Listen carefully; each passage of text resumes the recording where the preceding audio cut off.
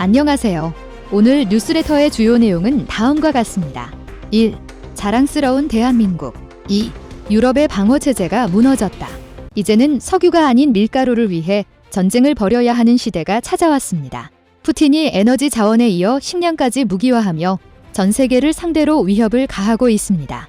그런데 아무리 푸틴이라고 해도 대한민국은 절대로 건드릴 수 없는 이유가 있다고 하는데요. 핵전쟁이 일어난다면 전 세계가 대한민국의 한 도시를 지키겠다고 말해 큰 화제가 되고 있습니다. 21세기 노아의 방주라고 불리는 문명재건의 씨앗이 전 세계에 단 2곳이 존재하는데 그중 하나가 대한민국에 있다고 합니다. 게다가 핵전쟁에도 안전한 농장이 세계에서 유일하게 한국에만 있다고 하는데요. 푸틴이 핵을 쏜다 해도 대한민국만은 살아남을 이유를 자세히 알아보도록 하겠습니다. 지난 29일 러시아는 흑해 곡물 수송 협정을 파기하고 다시 흑해 항로를 틀어막겠다고 선언했습니다. 러시아 국방부는 러시아 군함에 대한 우크라이나의 공격에 대한 보복이라고 발표했는데요. 이에 대해 우크라이나 외무장관은 수백만 명의 식량 안보를 보장하는 곡물 통로를 차단하기 위한 우크라이나와 러시아는 세계에서 손꼽는 농업국가로 전쟁이 일어나기 전만 해도 전 세계 곡물 수출의 4분의 1을 차지하고 있었습니다. 하지만 러시아가 우크라이나를 침략하면서 주요 수출 통로인 바닷길이 막혀 전 세계가 식량 위기에 직면하게 됐는데요. 아프리카, 남미, 아시아의 식량 자급률이 낮은 개발도상국 국가들이 큰 피해를 보아야 했습니다. 이 때문에 올해 초 유엔의 중재하에 흑해 곡물 수송 협정이 맺어지며 러시아는 해군 봉쇄를 완화하고 우크라이나의 주요 항구세고들 다시 여러 식량을 수출하기 시작했었는데요. 러시아가 일방적으로 협정을 어기고 또다시 항로를 틀어막으며 각국의 식량 안보가 또다시 위태로워졌습니다. 기후변화와 전쟁으로 인해 인류 역사상 유례없는 식량 위기가 찾아오리란 경고가 이어지고 있습니다. 세계 식량계획 WFP 사무총장 데이비드 비즐리는 세계는 전례 없는 재난을 마주하고 있습니다. 퍼펙트 스톰 최악의 재난입니다. 그건 바로 전쟁, 기후변화, 코로나 때문입니다. 코로나로 굶주린 사람이 2억 7,600만 명으로 늘었고 우크라이나 전쟁으로 최소한 3억 2,300만 명으로 급증했습니다라며 인류가 심각한 위기에 직면했다고 경고했습니다. 기후변화와 코로나로 인한 물류 악화로 전 세계 농업 생산량이 눈에 띄는 추락을 보여주었습니다. 한국농수산식품유통공사에 따르면 올해 세계 10대 밀 생산국 중 7개국 생산량이 급감한 것으로 나타났습니다. 농업기술의 발달, 개간을 통한 곡창지대의 확대로 지금까지 늘어만 가던 농업 생산량이 인류 역사상 처음으로 감소하게 된 것입니다. 거기에 푸틴이 식량 자원을 무기화하려는 움직임을 보여주어 각 국가에서 식량 안보를 확보하기 위해 긴급하게 움직이기 시작했습니다. 그런데 총알 한 발보다 씨앗 한 알이 더 중요해진 지금의 상황에서 더욱 주목받고 있는 곳이 있는데요. 북극점에서 1300km 떨어진 노르웨이 스피츠베르겐 섬에는 거대한 금고가 설치되어 있는데요. 그런데 이 금고는 금도 달러도 아닌 바로 씨앗을 지키기 위해 건설되었습니다. 일명 시드볼트라고 불리는 노르웨이 국제종자 저장고는 핵전쟁 혹은 전 지구적인 기후재앙으로 식물이 멸종됐을 때를 대비해 세계 각지에서 식물 종자를 모아 보관하고 있습니다. 지리적으로 매우 안정된 장소에 지하 벙커를 건설하여 전 세계에서 모은 107만 종 이상의 종자를 보관하고 있습니다. 말 그대로 인류 최후의 보루라고 할 수 있는 장소인데요. 또 하나의 시드볼트가 다름 아닌 대한민국에 존재한다고 합니다. 대한민국의 경상북도 봉화군 조용한 이 작은 마을에 세계에서 유일무이한 야생식물 종자보관소인 백두대간 글로벌 시드볼트가 건설되어 있습니다. 스피츠베르겐 시드볼트가 곡물 종자를 주로 보관하는 반면에 백두대간 시드볼트는 황폐해진 생태계 복원을 위한 목적으로 건설되었는데요. 국내외 야생식물 종자 약 4,900종 13만 8천 점이 저장되어 있고 매년 세계 각지의 식물 종자들을 추가로 저장하고 있습니다. 또한 보관뿐만 아니라 야생 종자에 대한 연구도 활발하게 이루어지며 세계에서 유일하게 시드뱅크와 시드볼트가 함께 운영되고 있습니다. 그리고 2019년 6월 노르웨이 농식품부와 종자 기탁 협약을 체결하고 두 종자 보관소의 씨앗을 교환하며 종자 보관량을 세계적인 규모로 늘려가고 있습니다. 최근 백두대간 시드볼트의 중요성이 더욱 높아진 사건이 발생했었습니다. 스피츠베르겐 시드볼트는 동토에 지어져 북극의 추위를 수백 년 동안 견딜 수 있게 설계되어 있는데요. 지난해 기후변화로 인해 기온이 급격하게 상승하며 노르웨이의 동토가 녹아 저장고 일부가 침수되는 사고가 발생했었습니다. 노르웨이 정부 대변인은 북극 동토가 영구적일 것으로 상정하고 시드볼트를 설계한 것이 사고의 원인이라고 밝혔습니다. 인류 최후의 보루가 안전하지 않을 수도 있다는 소식에 한국에 지어진 시드볼트에 각국에서 종자위탁 요청을 해오고 있습니다. 한반도는 지반의 대부분이 단단한 화강암으로 이루어져 있고 지진의 영향권에서도 벗어나 있기 때문에 시드볼트가 건설되기에 적합한 조건을 갖추고 있습니다. 백두대간 시드볼트는 온난화로 인한 수면 상승에 대비해 해발고도 600m에 위치한 태백산 사고지 인접지역에 건설되었습니다. 사고지란 조선시대의 실록과 같은 중요 기록물들이 훼손되거나 외적의 침략으로 불타 없어질 경우에 대비해 복사본을 분산 배치한 사고가 지어진 장소를 말하는데요. 당시 한반도에서 가장 안전하다고 판단한 장소 5곳을 추려 5대 사고를 건설했었는데 그 중 한 곳이 봉화군에 위치한 태백산 사고지였습니다. 여기에 핵전쟁까지 대비해 46m 지하의 60cm 강화 콘크리트와 3중 철판 구조로 건설되어 강도 7의 지진까지 견딜 수 있으며 외부와의 연결이 단절되어도 종자가 수백 년은 버틸 수 있도록 설계되었습니다. 백두대간 시드볼트는 현재 다급 국가보안시설로 지정되어 경비 인력이 상시 배치되어 있습니다. 그만큼 식량 안보에 있어 종자를 지켜내는 것이 중요하다는 것이죠. 식량 자원의 중요성이 높아지면서 식량 산업에 대한 주목도도 올라가고 있습니다. 경제 위기로 전 세계 주식시장이 폭락을 거듭하고 있는 상황에서도 농업 기업들만은 주가 방어에 성공하고 있습니다. 세계 최대 전자 IT 전시회인 CES 2023이 내년 1월 미국 네바다 라스베이거스에서 열릴 예정인데요. 이 행사의 기조연설자로 선정된 사람은 테슬라도 애플도 아닌 미국 농기계 회사 대어 앤컴퍼니의 CEO 존 메이가 선정되었습니다. 그만큼 IT 업계에서도 농업 기술이 시급한 미래 기술이라고 보고 있다는 것입니다.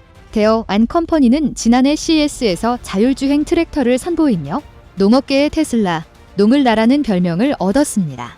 현재 각국에서 제2의 테슬라, 아마존이 될 농업 기업들을 설립하기 위해 투자를 아끼지 않고 있는데요. 대한민국에는 농업 유통구조 혁신을 통해 농업계의 아마존을 목표로 하는 기업이 있습니다. 거래를 뜻하는 트랜섹션과 다리를 뜻하는 브리지를 합친 트릴지리지는 전 세계 최초이자 유일한 글로벌 농축 수산물 교역 플랫폼으로 현재 200에서 300억의 월 매출을 자랑하며 곧 월 1000억 매출을 눈앞에 두고 있습니다. 트리지는 빅데이터를 기반으로 15만 종에 이르는 농산물의 가격과 품질 무역 데이터를 집대성한 데이터 플랫폼을 구성해 국내외 대형 농수산식품 유통기업뿐만 아니라 각국 농림기관들을 주요 고객으로 삼고 있습니다. 농수산물 업체는 트리지의 서비스를 통해 기존 공급망이 붕괴하더라도 빠르게 다른 시장에서 농산물을 확보할 수 있는 예비책을 마련할 수 있게 됩니다. 현대 무역 구조는 글로벌화되어 지구 반대편에서 생산한 제품들을 빠르게 구입할 수 있는데요. 하지만 농축산물은 여전히 정보 불균형의 문제로 완전한 자유무역이 이루어지고 있지 못합니다. 혼란한 국제정세에 식량 공급망을 다변화할 수 있다는 이점을 토대로 트리지는 급성장을 이룩하고 있습니다.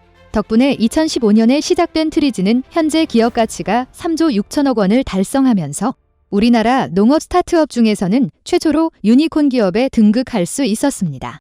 현재 전체 회원 수가 40만을 넘어서며 안정적인 사업 구조를 구축했다고 평가받고 있는데요.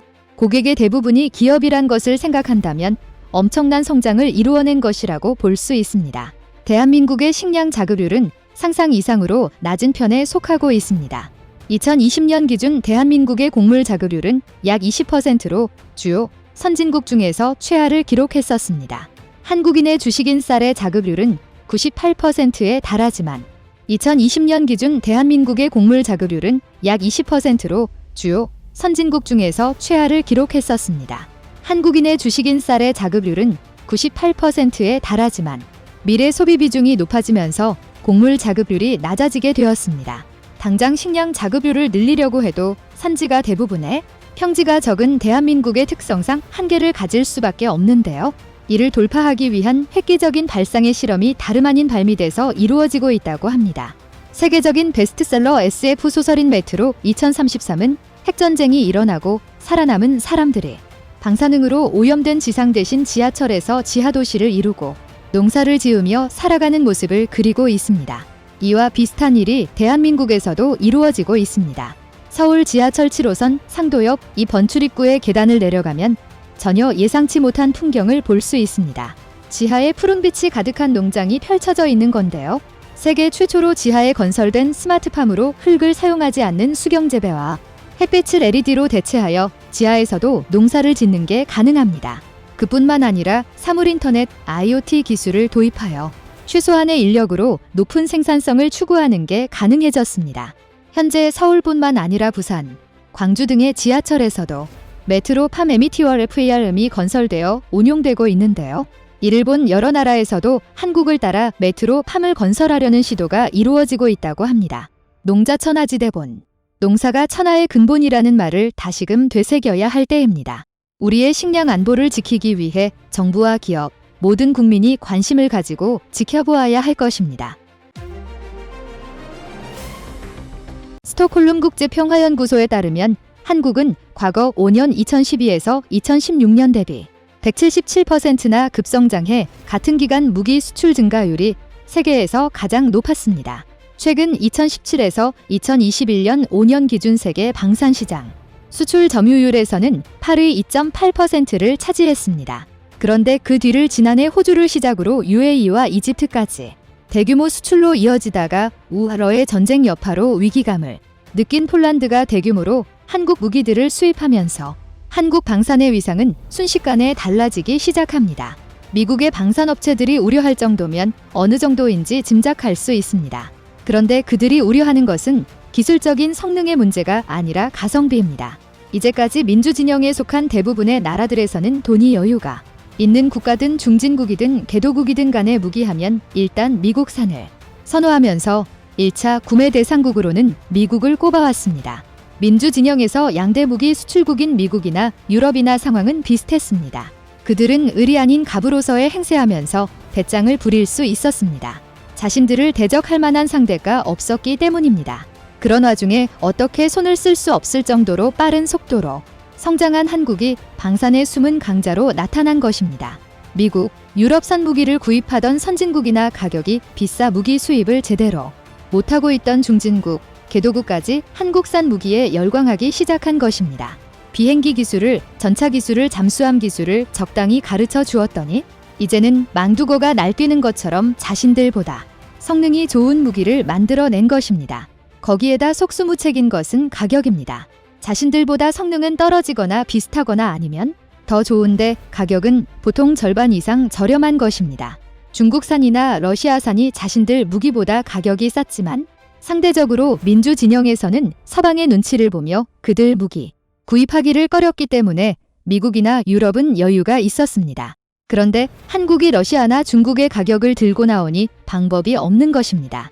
더구나 자신의 텃밭이었던 중동마저 한국 무기들을 구입하기 시작했고 우크라이나의 젤렌스키 대통령은 한국산 무기를 지정해 요구하면서 한국산 무기의 성능을 세계에 알려주는 기폭제가 됐습니다.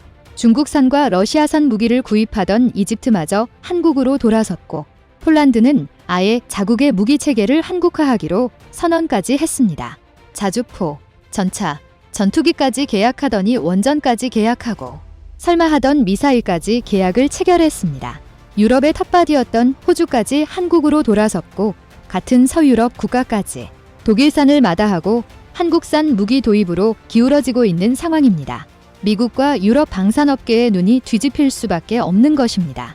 이제까지 한국 방산 무기는 아예 존재조차 무시할 수 있었던 변방이었는데 2020년부터 갑자기 튀어나오면서 자신들의 밥줄을 중간에서 채가고 있으니 얼마나 속으로 괘씸한 마음이 들면서 당황해하겠습니까?